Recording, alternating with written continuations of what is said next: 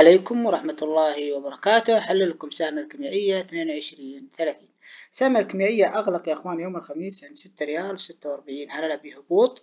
طيب الآن وين دعمنا؟ الآن عندنا دعمين يا أخوان. أول دعم حنا قريبين منه جدا اللي هو 6 ريال و40 هللة، هذا دعم مهم للسهم. طيب لو السهم كسر المنطقة هذه وين نروح؟ راح نروح إلى إغلاق الفجوة عند 5 ريال و95 هللة. طيب في حال ارتداد السهم وين أهدافنا؟ هدفك الآن في حال ارتداد أول هدف عندنا 7 ريال. اختراق الرقم هذا بثبات بإذن الله يعطينا بوادر إيجابية، وراح يكون عندنا بعد 7 ريال و85. نخترق بإذن الله، راح نروح إلى القمة عند 8 ريال و92 هللة. هذه أهدافك وهذه دعومك. هل السهم سلبي ولا إيجابي؟ السهم يا أخوان لا يزال سلبي. طيب متى ندخل إيجابية؟ فوق 7 ريال. أتمنى لكم كل التوفيق ودمتم بخير.